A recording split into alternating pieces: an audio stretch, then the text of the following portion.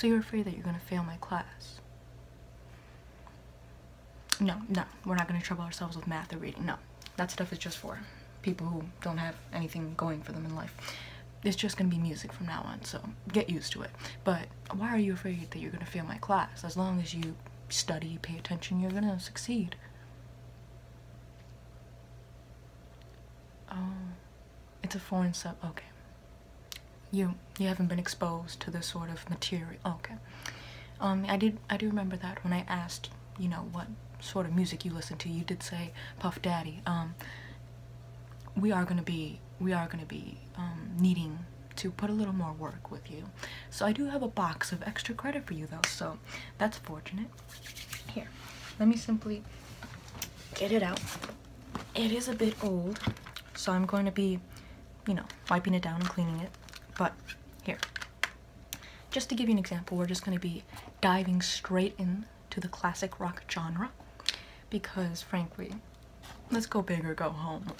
I might throw in a couple of other genres, but I might not, simply to not confuse you over the different varieties of the rock genre. Now, if you end up getting confused, if I end up throwing another CD in from a different genre and you end up getting confused, simply tell me, I'll throw it right back into the box and you don't have to trouble yourself at all. But let's just focus on the classic rock genre for you, alright? Excellent. Now, the first CD that I see is Creedence Clearwater Revisited, or, you know, Creedence Clearwater Revival, but it's the mastered CD. So it's gonna look like this. It's gonna be from the 60s. They were from the 60s. I think they poured over to the 70s as well. This is their best of CD, unfortunately. I mean, like, their, you know, normal CDs from, like, their albums are a little more costly, so I usually get the best of simply because it's cheaper. But here, I'll put that right there, right in front of you, so that way you can start ogling the music, whatever, and, you know, you can keep studying, and I'll keep pulling out more CDs. Yeah, let me simply wipe this one down. One of the greatest albums of all time, in my opinion. I love this artist, or these artists, because they're both together, even though they're not together anymore, simply because one of them was a bit of a how should I say this for elementary school appropriateness? One of them was not that nice, or not that, you know, not that cool, really. And the other one was, and the other one just got fed up with the one that was uncool. But the uncool one is still a pretty talented singer. Let me see.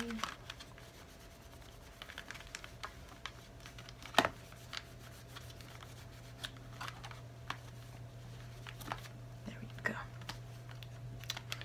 This one is The Sound of Silence by Simon and Garfunkel. Let me simply. And I'm going to be putting this one in front of you as well, because it's from the 60s as well. Although this is early 60s. They're later 60s. Creedence Clearwater Revival are the late 60s, or rather they got popular in the late 60s. These guys were popular more in the middle to early, actually no, middle 60s. Also late 60s, but more in the middle. Here. There you go. No, I'm just going to save them for an entirely different category within this lesson. Trust me, the last band we're going to be talking about changes lives, so it's probably going to change your life too. Here, let me simply wipe this down. All in the process of creating musical fusion. Yes, we're going to be creating musical fusion every single day. But get used to it. There we go.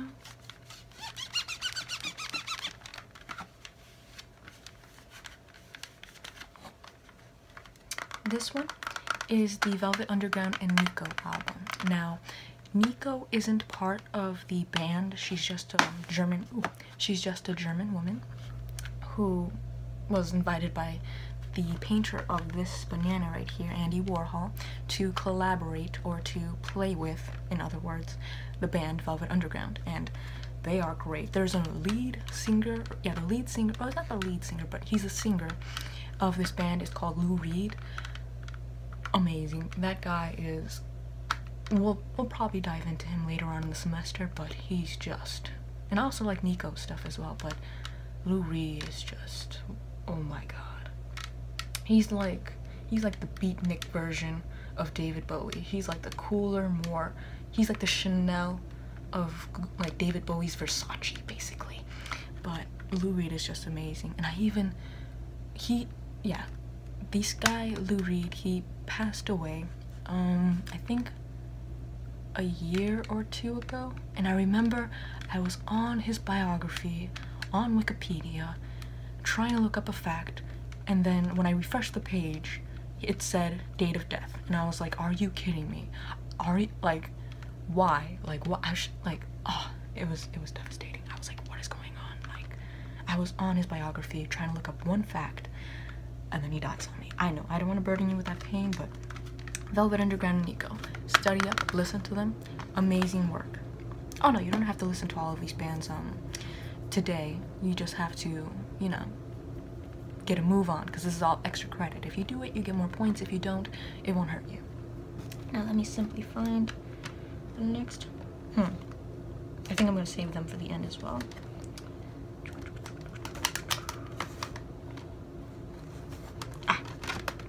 Another great band.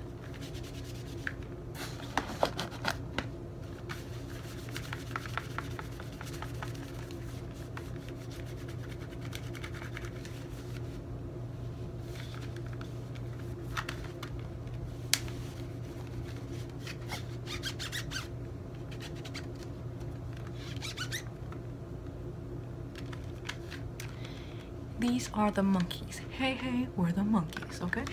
This one, they were a band that people often consider not to be a real band because they were created by Hollywood in an attempt to kind of ride on the fame that the band that we're going to be talking about in last was kind of creating, like the complete and utter like madness that that last band that we're going to be talking about created during that time. So Hollywood decided to kind of make a band, like a manufactured band, a made-up band, in order to ride that madness to the bank, basically.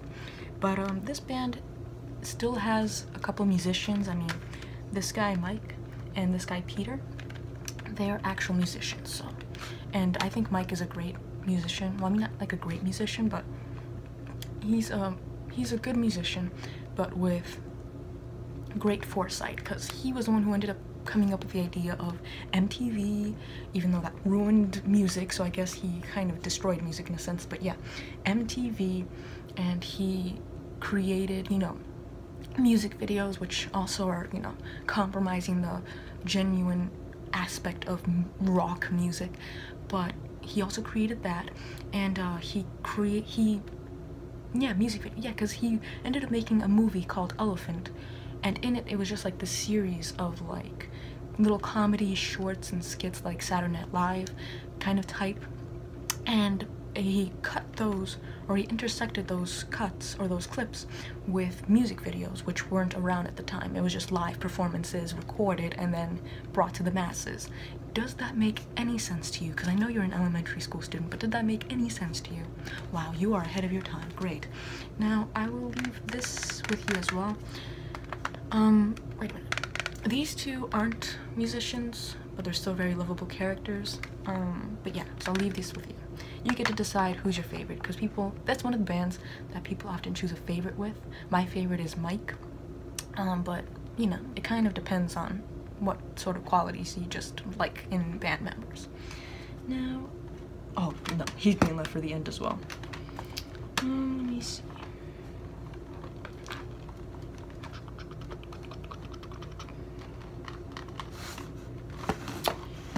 Man, we're getting to all the greats.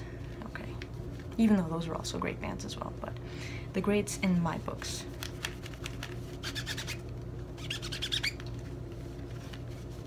Okay, for this next band, it's going to be The Who.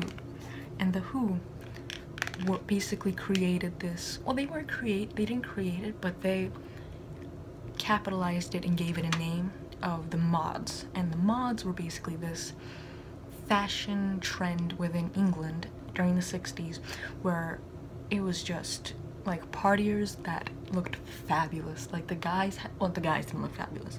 The guys had these bowl cut hairs like the Beatles, but theirs were like incredibly bowl cut. Like the Beatles were like bowl cut, but it was like normal hair, you know. You could still wear it and not be considered a mod, but their hair was like bowl cut. It looked like basically they looked like the nemesis of Dexter from Dexter's Laboratory, the equally genius bad guy who had a crush on Dee Dee, if you know what Dexter's Laboratory is. You don't. I have no way to compare it to anyone now, simply because I'm sad. But let me simply wipe this down. But The Who are a great band. They seem like clean-cut guys, which is paradoxical, or, you know, kind of, it indicates to the opposite, because they weren't clean-cut guys, but they made rock music, and it was awesome. So, here's your The Who CD.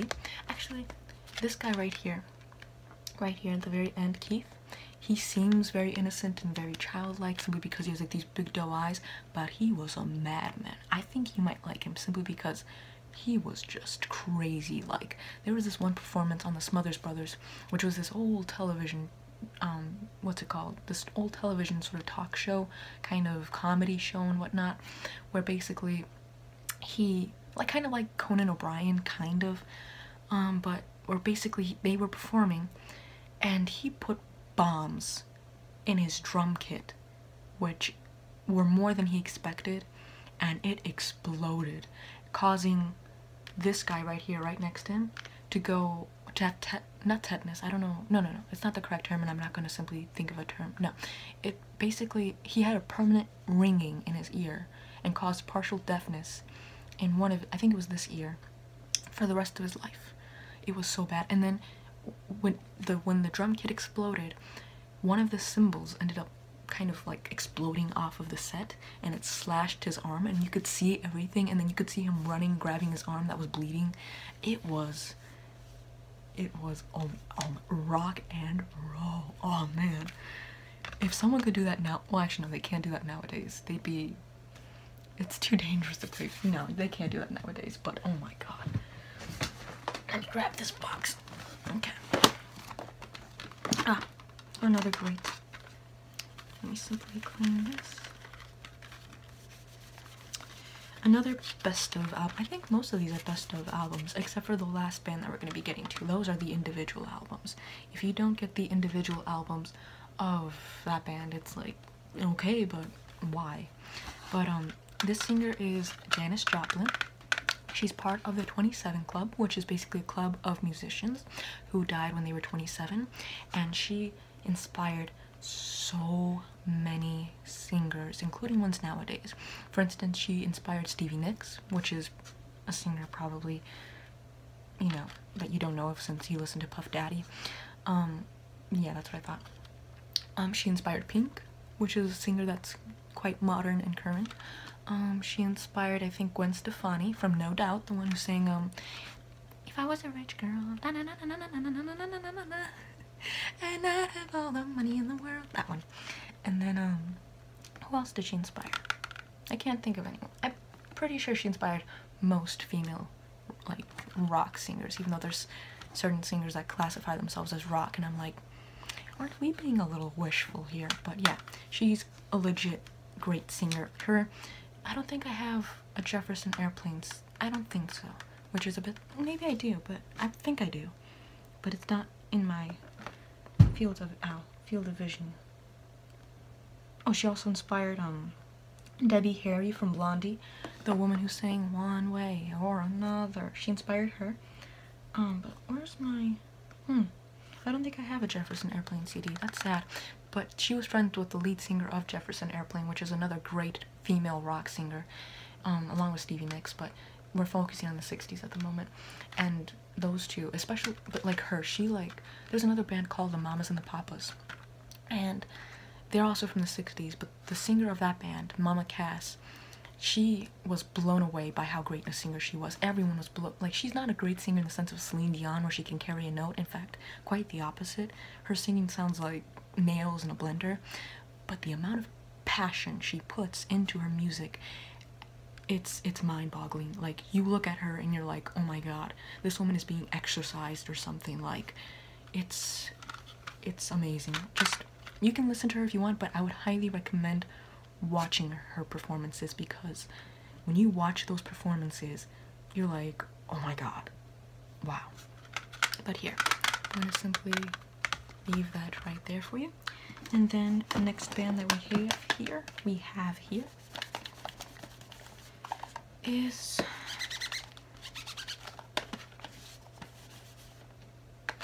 The Animals. Eric Burdon and The Animals, if you want to be correct. Now, Eric Burdon and The Animals were a band that only lasted like, I think, 2 years, and they made mostly covers of songs, which means they basically took other people's songs and they sang it. But because of this guy, Eric Burdon, his voice made all the songs he sang amazing. Like, his songs were, his rendition of those songs were great. Like, I mean, the most famous song from this band is called House of the Rising Sun, and that's also a cover from some, no one knows officially who was the writer of that song, but the earliest known source of that song was some blues singer that I forgot the name of, from like the 20s, and they were from the 60s, so that's a 40-year gap. But he took that song and he sang it so well that they thought that they had written the song and that it was theirs for how great a song it was. But yeah, they're a great band. Highly recommended. Yeah, I mean, most of their songs are covers, so I can't really say that they're great lyricists, because they're not.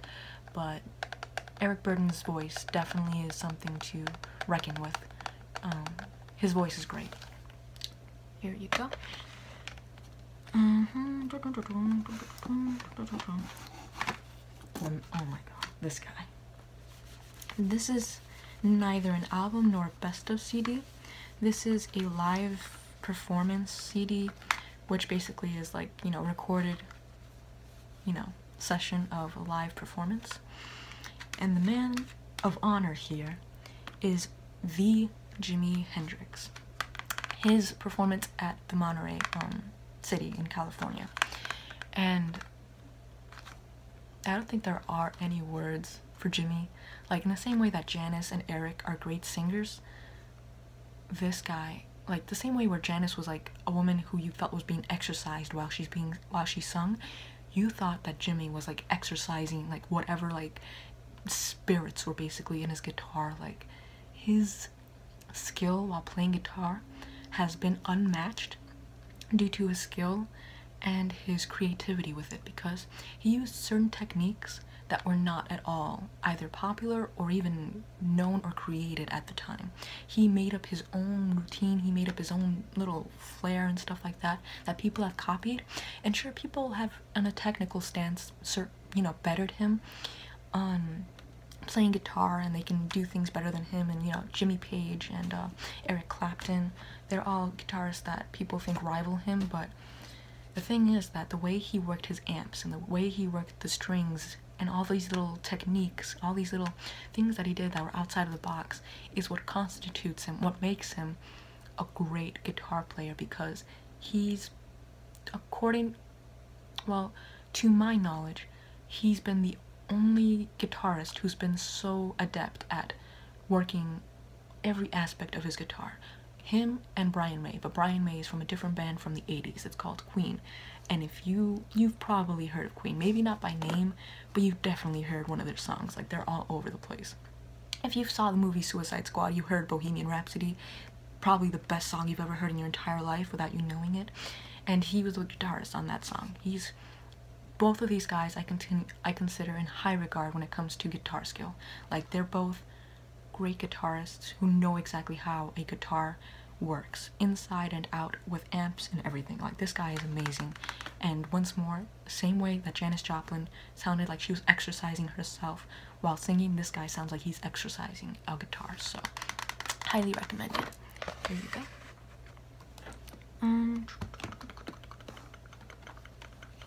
Saving him for last. I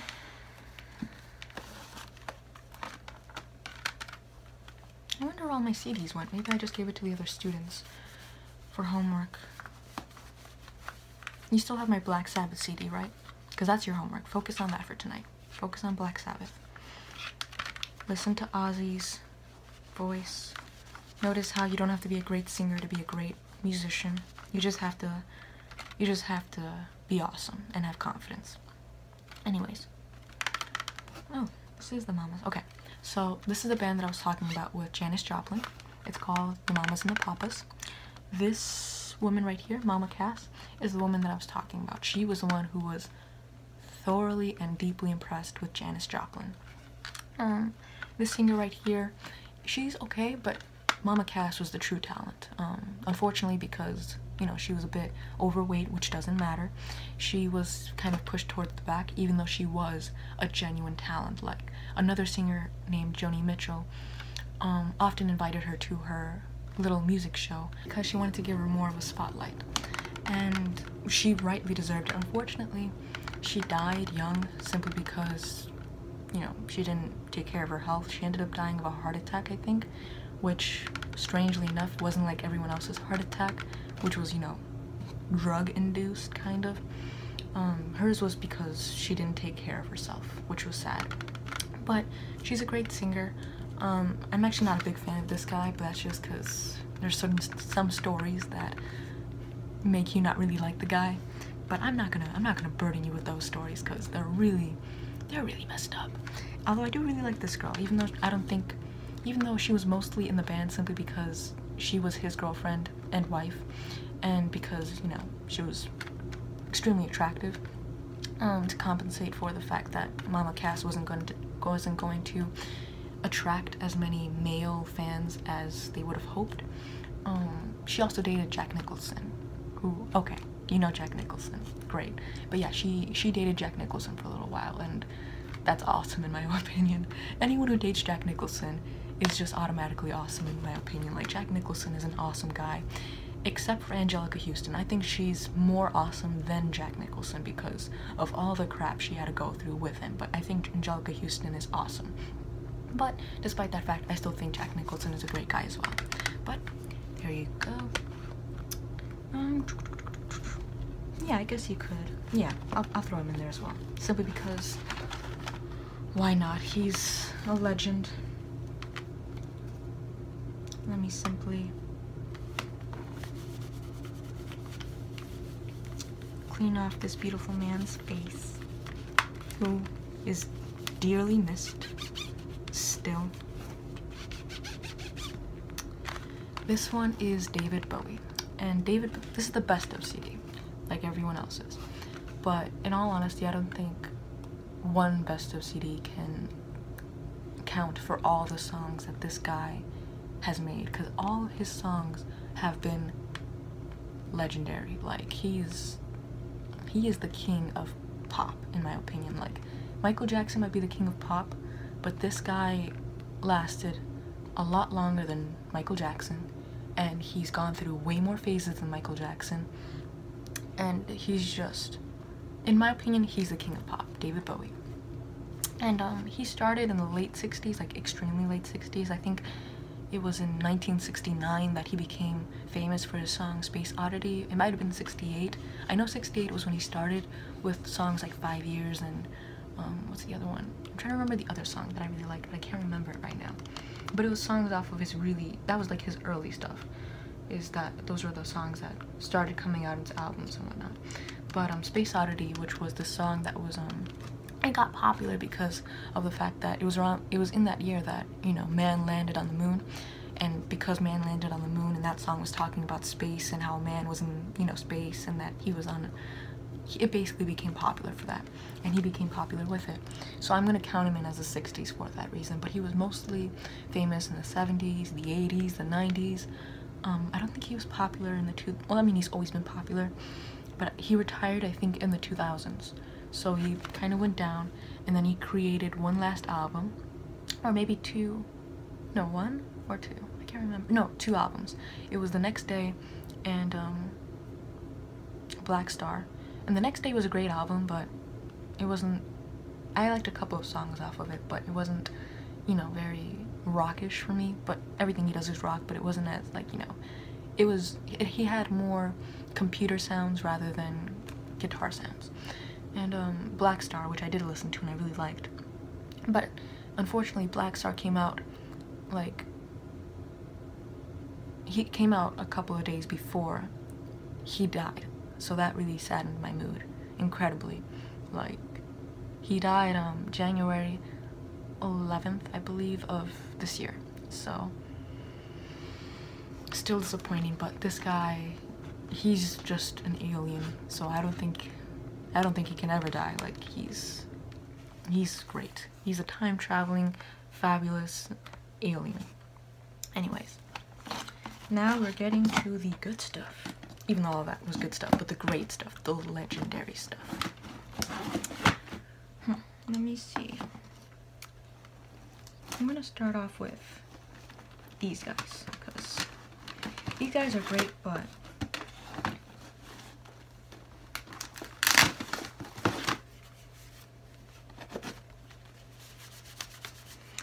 they're great, but I wouldn't hold them so high in regard that they would be on equal lengths or equal measure as the last two performers that I'm going to be showing you. The last two performers that I'm going to be showing you are performers that with CDs that I have that will blow your, they will change your life. I'm telling you. One is a singer and one is a band. And the band that I'm going to be showing you that's last, or after this one, it changed my life. Like, oh my god, they're amazing. And the singer that I'm going to be showing you, if it doesn't strike you, it will. Like, with time, it will strike you as being amazing. Anyways, this band is called the Rolling Stones. They got their name from the singer that I'm going to be showing you after the band that I showed you after this one. So the last performer that I'm going to show you is where they got this name from, because he wrote a song that had the same name as this. And this band is rock and roll. They're rock and roll. Like, you cannot compare them to anyone else. They are rock and roll. Let me see. They're basically rock and roll incarnate. Like, sex, drugs, money, everything. Everything that you would think with rock and roll. They have a person in the band that characterizes it. For instance, this guy right here. You can't really see, but here. There you go. His name is Keith. Keith Richards, which is a name you might or might not have heard of as a joke or as a reference or whatever. But Keith, oh my god, that guy is famous for his drug use. Like, he snorted his father's ashes. Like, there is, and it doesn't, like, it affects him, but it doesn't affect him as you would think it should. Like, this guy's, he would survive the apocalypse. Like, him and Twinkies would survive the apocalypse. They would be the only people alive. And I'm pretty sure that he could repopulate the earth with his, even though she's no longer able to have children because she's older, but his old girlfriend, they were never married, but they considered them married, but I guess his first wife, Anita Pallenberg, those two could probably repopulate the entire planet if there's the event of an apocalypse, because he broke up with her due to her drug use. So, considering how she's still alive and kicking it, those two would survive the apocalypse and repopulate the earth.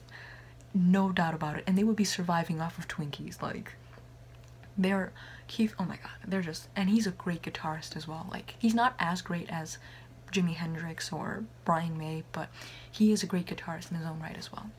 And he's still playing now. Like, I think he was born in 43. I think he's 73 years old now, so, as is Mick, because Mick was also born in 43. But Mick Jagger, which is a name that you most certainly heard of, because Adam Levine, I think, yeah, it was like, moves like Jagger. Yeah, you most certainly heard about Jagger. But Mick Jagger is the incarnate of, like, sex. Like, he had sex with, I believe, 4,000 women only during the 60s. Only, and he counted that, he tallied them up, along with Bill Wyman, who was the bassist right here in the back, because they were having a contest to see who could get the most women. He only got 1,000 women, and Mick got 4,000, so he won. And that was only in the 60s. In the 60s. And he was famous from, like, 1964, so that means 6 years, 4,000 women. Oh my god. that's incredible. That should be in the Guinness World Record book. Like, that's amazing.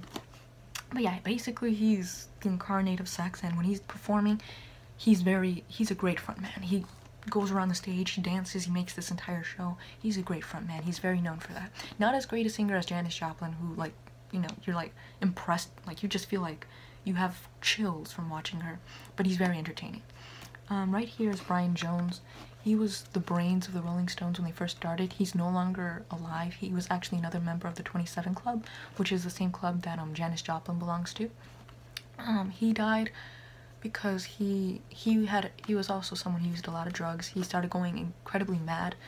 He used to date Anita Pallenberg, which was Keith Richards' wife, but he would abuse her, and Keith Richards ended up, you know, kind of taking her out of his, you know, environment, and he ended up dating her. And he went crazy, but he was a multi-instrumentalist. He would write the lyrics. He was incredibly brilliant when it came to music. He just had a lot of demons kind of after him, and unfortunately one night he was under, I think, under the influence of narcotics, I believe. I know he was under some influence of drugs, but I'm pretty sure it was narcotics. And he ended up going inside a pool and he drowned inside of it, so that's sad. But Brian Jones was the brains of the band.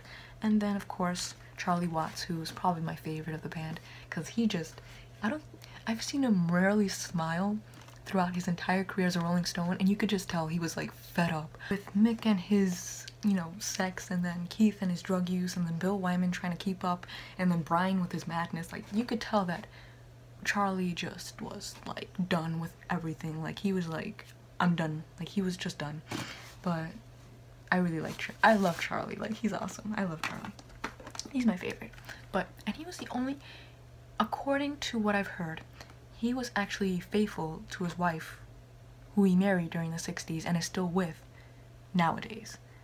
And for being in the band Rolling Stones, surrounded by a guy like Mick Jagger, and a wannabe, and like someone trying to go to the same lengths that Mick Jagger was going through, and an environment where it's just like all about, like, you know, stuff that, you know, you're too young to really hear about. To remain loyal to his wife for that long is incredibly impressive, which is really sad to say, but considering how every other rock star at the time was cheating they cheated on everyone. Like, all the rock stars at the time, basically, like, every single, like, rock star that I just showed you, all of them cheated. Like, not a single one did not cheat. All of them cheated, and this guy did not. I'm so impressed by him. Like, I love Charlie. Charlie's amazing. I love him. But here you go. And now for the moment we've all been waiting for. I'm only gonna give you one CD out of for each performer, for both the band and the singer, simply because if I give you all of them, it's gonna be overload for you, so I'm just gonna give you one. I'm probably gonna choose the best of for the singer, and then my favorite album from the band. So let me see if I can find my favorite album. I don't know if I can choose my favorite album, but if I have to, I will. Otherwise, I'll just give you whichever one I give you. Okay, I'm gonna start off with the band.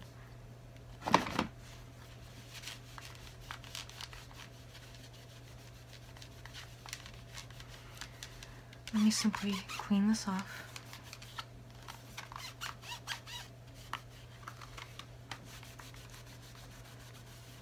I think my favorite album at the moment from the band, which is called The Beatles, is Beatles for Sale. I really like this album. I don't know why. I mean, people often say that Revolver and Rubber Soul, which are other albums, or even Abbey Road are great albums by them and that they're unquestionable favorites, but I like Beatles for Sale. I like it when they kept simple, and just, even though all of their songs are actually quite simple, that was the allure of them. They kept things simple, they knew how to work harmonies, and that was basically the formula. Keep things simple, know how to work harmonies, and they did perfect. But they're a band that I don't think no words can come to mind to describe how amazing and how revolutionary this band is. But just to give you a hint, or just to give you like, yeah, a hint to how great they are. Music that involved guitars were starting to decline. People didn't want to, you know, work with guitarists anymore or actual musicians.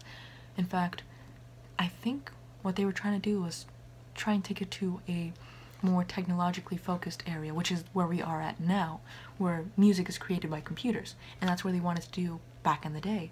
But when the Beatles came onto the scene, they were like, hold up, let's just hold off on this idea for a little while. And they repopularized bands, and they ended up creating this new genre called Britpop, which ended up having another revival during the 90s with other bands like Blur and Oasis and Radiohead. But they were the originators of Britpop, which is basically rock music that comes from England. Or are the Spice Girls considered Britpop? I wouldn't consider the Spice Girls as Britpop, but the name would definitely include them. But I wouldn't consider them Britpop. I would think it more of rock bands. But they were the originators of Britpop. And what else? They're just amazing. Like, even individually, they afterwards, when they ended up breaking up, officially in 1970, but they broke up in 1969, they were, except for Ringo, but the three members that continued on pursuing music made their own individual great songs. For instance, Ringo became an actor, so that's why I didn't say that he didn't make great music. It wasn't because he didn't create great music, it's just because he became an actor, so he didn't create music, period. But he became an actor. He ended up working in a movie with Peter Sellers, which I really like, and John Cleese. I forgot the name of the movie, but it was a good movie. It made me laugh. And it was this, no, I'm not going to spoil the movie with you, for you, if you end up deciding to watch it now or to the point of your death. But Ringo just didn't create music. But he did marry a Bond girl, which was awesome, even though it's kind of ironic considering how, you know, Ringo was, you know, in my opinion, not the greatest looking Beatle, but he still married a Bond girl, which is awesome. But John, who is my second favorite, John Lennon is, like, he's incredibly famous, he's a legend. He became, when he married Yoko Ono, who was this peace activist and humanitarian, who sang factually bad, he became a humanitarian and peace activist as well. And considering how he had incredible talent, he was able to do the work that she couldn't do on her own. Not to say that he was forced or brainwashed into it, but it's a fact. She couldn't do it on her own. But he ended up becoming a peace activist and a humanitarian. He became a political activist. He had a lot of demons as well, but inherently you could tell that he was a great guy. He ended up dying in 1980 because some lunatic, just felt like killing him. So he couldn't continue on making music, unfortunately, but he was a great musician. Like Instant Karma, Mother, what else? Woman is the End of the World. Not end, but it's just a word that I can't say. What other songs? War is Over. There's a lot of songs. A lot of songs are great from him. He was a great musician. Then Paul, who was my third favorite, he made more pop music. He made songs like Band on the Run, Live and Let Die. He worked with his wife, which was nice. I think he was also faithful to his wife as well. He was faithful to Linda for his entire life, and they wouldn't spend a day apart, which was very sweet. But yeah, he continues to make pop music, and he even worked with Kanye West and Rihanna on a song a little while ago. But yeah, he was also great. And then George, who is my favorite. And George was just a guy who liked peace. He was very influenced by Hinduism and Krishna and the Hare Krishnas. I think they're Hinduists, or Hinduists? Ignorant. And what else? He was also a great guy. He ended up sharing a wife with Eric Clapton, and he said that he was a husband-in-law to Eric Clapton as a joke. And he was very cool with the arrangement. I mean, at first he was upset, but later on he kind of dealt with it and he was alright with it. But he's also a great musician. He created songs like,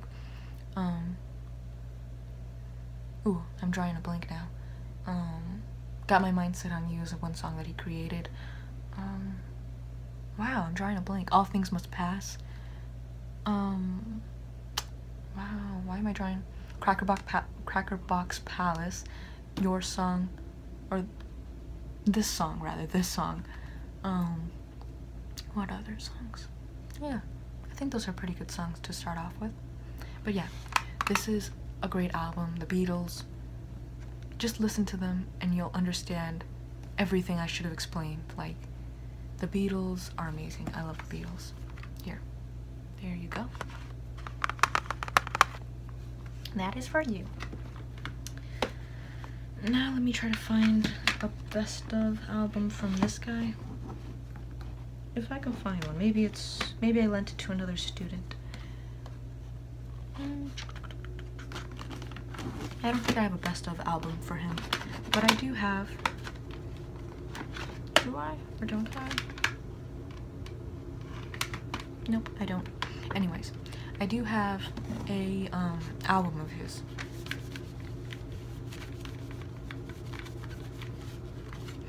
And this singer, he's not a good singer at all, but his lyrics, when you meditate upon it and the circumstances of the world at the time and apply it to nowadays where it still is applicable, and you kind of hear how prophetic he sounds, like the way he phrases himself and the way he writes the lyrics. His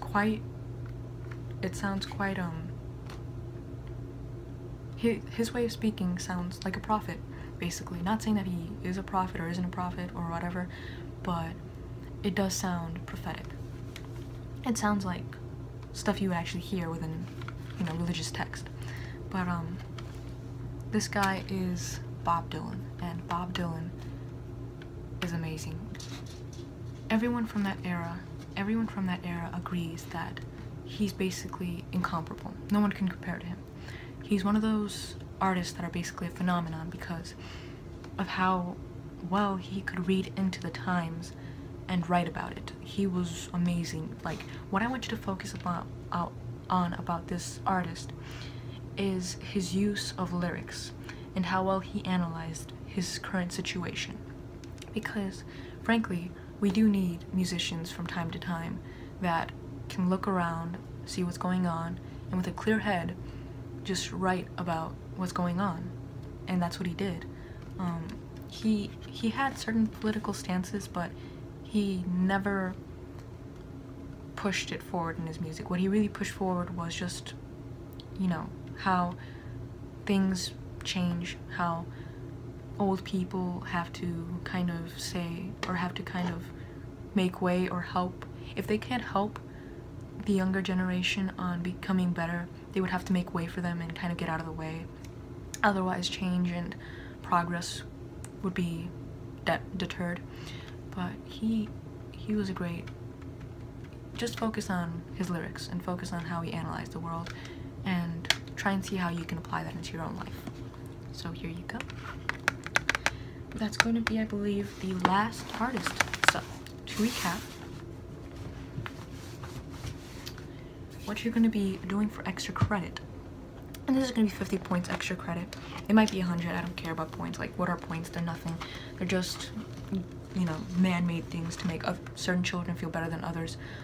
However, they do serve a purpose when it comes to careers in fields like science and math. But let's face it, not everyone's going to be a scientist, and not everyone's going to be a mathematician. And when you're not going to be a scientist or a mathematician, you're made to feel unintelligent because, you know, what you're going for isn't what the school wants you to go for, and since you're not going for what the school wants, they'll make you feel dumb for it. And that's not something that I quite like. Anyways, for your extra credit, you're going to be listening and analyzing and checking out these bands and these facets that I'm going to be telling you about, so make sure to make notes on this. The first band that I'm going to be asking you to check out is Creedence Clearwater Revival. Simply check out, just listen to them, in all honesty. They're not a band that I've really paid too much attention to. I like them, but they're not someone that I would be like, oh my god, you know. But just listen to them, tell me if you've listened to them, and then you'll get the points. For this band, even though it's just a duo, so for this duo, Simon and Garfunkel, what I would ask you to pay attention to is the use or the work between Simon and Garfunkel, Paul Simon and Garfunkel, and see how well they kind of work together, despite the fact that they did not like each other. Like, just see how, even if you don't like the person you're working with, you can still make amazing art. For instance, for the band that I was referencing to before, Queen, with Brian May and whatnot, it's not that they didn't like each other, even though at times they didn't. They just had a lot of conflicts because they were all very strong personalities, and yet when you listen to any of their songs, really, I mean, especially their most popular songs, but even their not popular songs are good in their own rights. You could tell that that is art. It is art. It is undeniable art. Like, it is art to the ears. Like, the way you would see a Baroque, you know, building, or architecture that's like Gothic, or just amazing, genuine, like, works of art, or like even the David by Michelangelo. That's exactly how it sounds. If those pieces of art had a sound, that is how it would sound. So listen to Simon and Garfunkel and tell me how well they sound, despite the fact that they don't like each other or didn't like each other.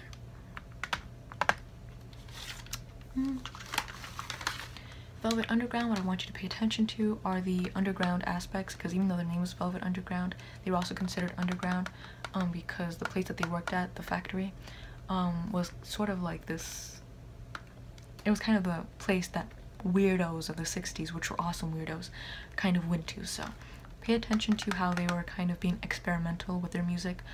They were very experimental, so pay attention to how weirdos make music, basically, and tell me the differences between this band and Simon and Garfunkel and all the other bands that you're going to be listening to. So I would recommend you listen to this album last, simply to compare the differences, because as I did say, they are experimental, or were experimental, and you know, they influenced a lot of bands as well because of that.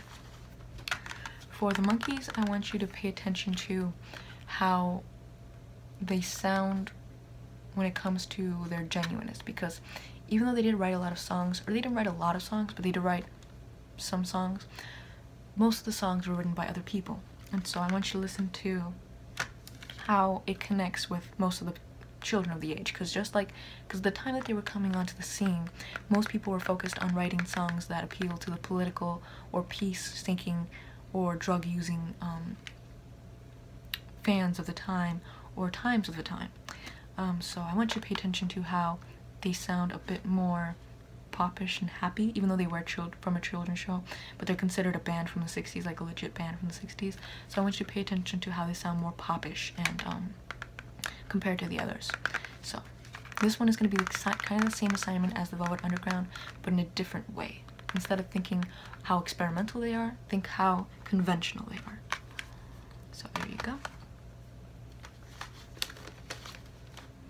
For The Who, what I want you to pay attention to is the kind of, I want you to note down how contrary their image kind of clashes with their sound and reputation, because just because they're wearing suits, they have neat cut hair, even though at the time their bangs seemed long, but despite that fact they still have clean cut hair, and the fact that they're kind of upholding this sort of image of, like, you know, propriety, their music definitely contradicts them, and so does their reputation. So what I want you to notice is just that. I also want you to kind of focus on the history of the mods and write down a report about how their fashion was and how their culture was, and make a report about that. But The Who is, I think it's mostly just focused on the mods in general. So there you go. For Janis Joplin, I simply want you to note down how, just watch a performance of hers on YouTube or whatever, and just pay attention to her singing. Don't do anything, just pay attention to her singing. Just let it register in your brain, and then write a report about how you feel or how you're taking in the sound that she's making.